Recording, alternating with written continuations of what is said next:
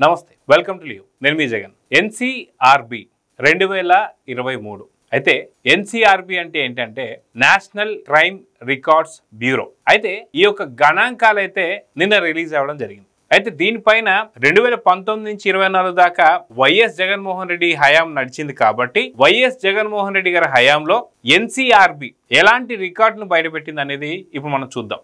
అయితే వాస్తవానికి national crime records bureau బయటపెట్టిన ఏవైతే ఉన్నాయో వీటిపైన ఇప్పుడు వైసీపీ నేతలు ఎలాంటి సమాధానం ఇవ్వబోతున్నారు అనేది మనం చూడాలి. అయితే ఓన్లీ 2023లో జరిగినటువంటి ఒక వాటి గణాంకాలు మాత్రమే ఇప్పుడు మనకు బయటకు వస్తున్నాయి. వాటిల్లో ఏవేవి ఉన్నాయనేది నేను ఇప్పుడు చూపిస్తాను. అయితే వైసీపీ నేతలు ఎవరైతే ఉన్నారో 2019-24 దాకా వైఎస్ జగన్మోహన్ రెడ్డి చాలా సుపరిపాలన చేశాడు, చాలా మంచి పరిపాలన చేశాడు, అందరికీ చాలా మంచి జరిగింది, కానీ ఓట్లు ఎటుపోయో మాకు తెలియదు అని చెప్పేసి అంటున్నారు. అయితే వైఎస్ జగన్మోహన్ రెడ్డి గారు కూడా ఎప్పుడైతే ఎన్నికలు జరిగిన తర్వాత ఫలితాలు వచ్చిన తర్వాత ప్రెస్ మీట్ పెట్టి మా అక్క చెల్లెమ్మల ఓట్లు ఎటుపోయాయో తెలియదు, మా అవ్వాతాతల ఓట్లు ఎటుపోయాయో తెలియదు అంటే ఆ ఓట్లు ఎటుపోయాయి, ఎందుకు పోయాయి, ఎందుకు మీకు పడలేదనడానికి ఎన్సీఆర్బీ అయితే ఇప్పుడు ఒక రిపోర్ట్ అయితే ఇచ్చింది. ఏమేమి బయటపెట్టింది అనేది ఒకసారి మనం చూద్దాం. చూసుకుంటే వైకాపా హయాంలో వారానికి 4 రైతులు బలవన్మరణం. అదేవిధంగా చూసుకుంటే రోజుకు 2 వ్యవసాయ కూలీలు ఆత్మహత్యలు.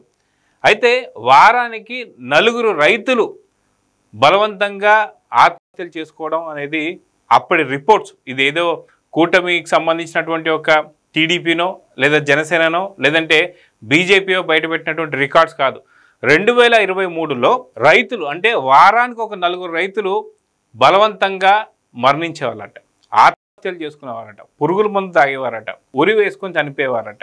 వారానికి 4 చొప్పున చూసుకుంటే దాన్ని ఏమనాలి? పొదలికి వెళ్ళి అక్కడ పొగాకు రైతులు పరామర్శించిన, అదేవిధంగా బంగారుపాలెంకి వెళ్ళి మామిడి రైతులను పరామర్శించిన, మిగతా ఎక్కడికి వెళ్ళి ఉల్లి రైతులను కానీ చీనీ రైతులను కానీ నిజంగా వైఎస్ జగన్మోహన్ రెడ్డికి ఆ అర్హత ఉందా?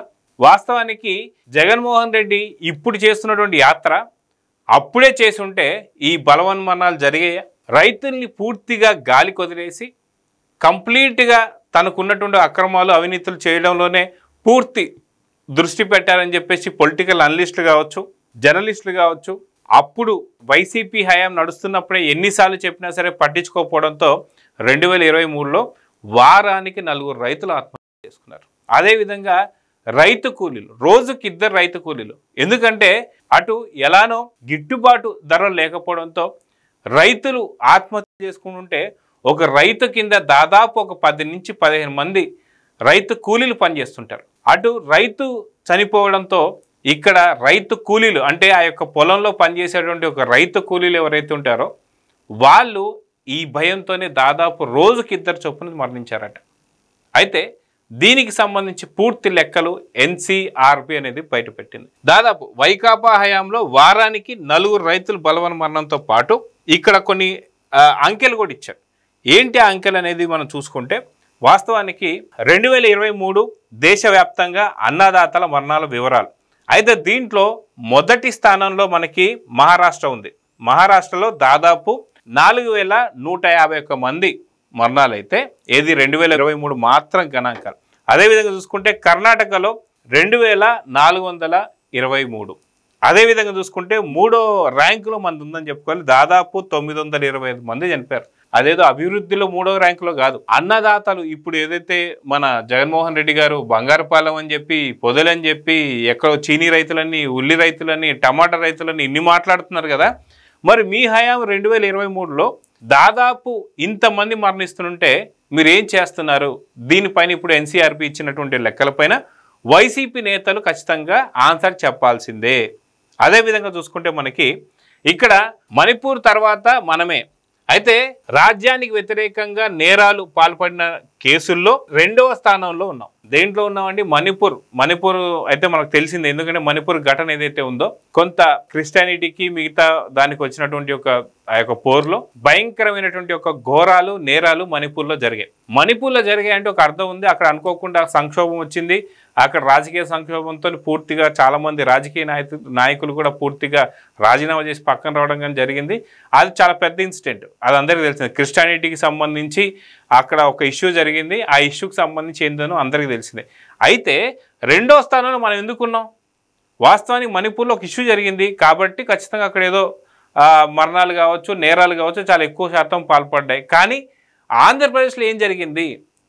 ఆంధ్రప్రదేశ్లో వైసీపీ వచ్చింది. అందుకు మాత్రమే ఈ యొక్క రెండో స్థానం అని చెప్పుకోవచ్చు. అయితే వైకాపా హయాంలో అరాచకాలు, అదేవిధంగా ఎన్సీఆర్బీ 2023 నివేదిక వెల్లడి. అది ఇక్కడ చూసుకుంటే హత్యలు 922, అదేవిధంగా చూసుకుంటే హత్యయత్నాలు 1331, అదేవిధంగా చూసుకుంటే అత్యాచారాలు దాదాపు 400 పైచిలుకు, అదేవిధంగా చూసుకుంటే మహిళలపై లైంగిక వేధింపులు దాదాపు 200 పైచిలుకు, అదేవిధంగా చూసుకుంటే మహిళలపై నేరాలు 22,000 పైచిలుకు, అదేవిధంగా చూసుకుంటే మనకి ఇక్కడ బాలలపై నేరాలు 2,844, అదేవిధంగా చూసుకుంటే మనకి ఇక్కడ వృద్ధులపై నేరాలు దాదాపు 1,800 పైచిలుకు, అదేవిధంగా చూసుకుంటే ఆర్థిక నేరాలు ఇదైతే 8,000 పైచిలుకు, అదేవిధంగా చూసుకుంటే సైబర్ నేరాలు 2,341. అయితే ఈ యొక్క ఎన్సీఆర్బీ ఏదైతే ఇచ్చినటువంటి ఒక నివేదిక ఏదైతే ఉందో ఇది కంప్లీట్ ఏదైతే ఉందో 100కి 100% అని కాదు, దీనికన్నా ఎక్కువ. అంటే ఇది ఓన్లీ రికార్డు పరంగా మాత్రమే. అప్పట్లో వైసీపీ నాయకులు ఎన్నో దాచారు, ఇలాంటి నేరాలు ఇంకా దాచారు. అంటే దీనికి ఒక 3 నుంచి 4 రెట్లు, అంటే దాదాపు మణిపూర్ కాదు, మణిపూర్ కన్నా ముందే మనం ఉంటామని చెప్పుకోవచ్చు.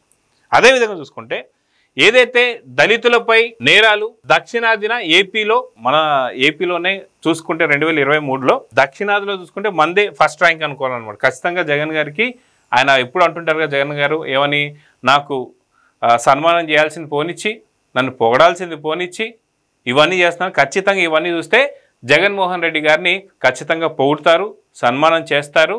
కాకపోతే ఎక్కడ చేస్తారు అనేదే డౌట్. అది ఇక్కడ చూసుకుంటే మనకి జగన్ పాలనలో వారానికి 3 మహిళలపై అత్యాచారం, ఇది రికార్డ్.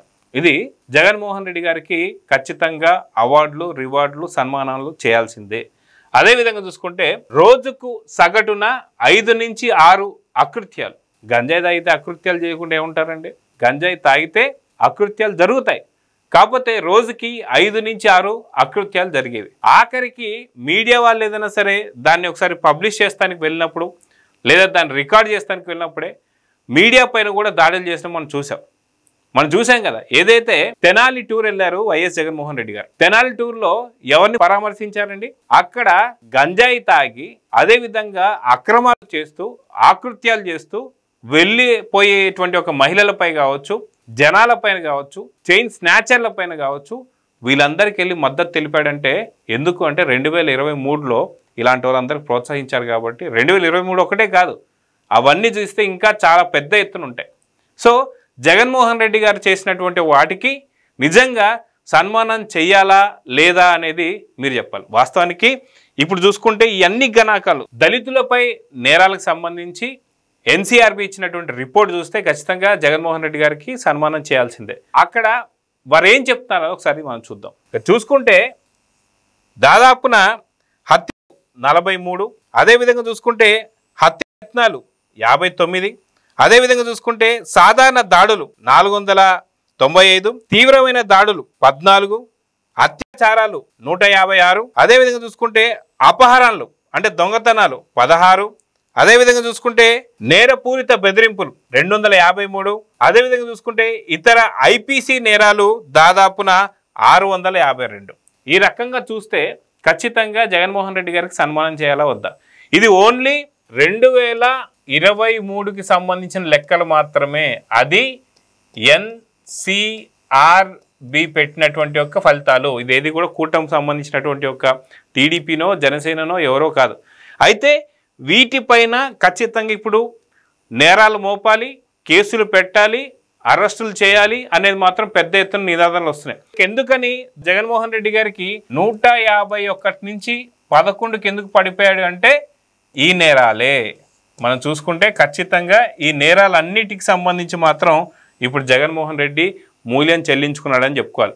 అయితే ఎన్సీఆర్బీ ఇచ్చినటువంటి ఒక సంచలనమైనటువంటి నివేదిక ఏదైతే ఉందో వీటిని చూసిన తర్వాత ఏపీ ప్రజలు మళ్ళీ ఒకసారి గుర్తు తెచ్చుకుంటున్నారు. వాళ్ళ కుటుంబ సభ్యులు కావచ్చు, లేదా వాళ్ళ ఊర్లో కావచ్చు, లేదా వారి వాడలో కావచ్చు, ఎక్కడ ఏం జరిగాయని గుర్తు తెచ్చుకుంటున్నారు.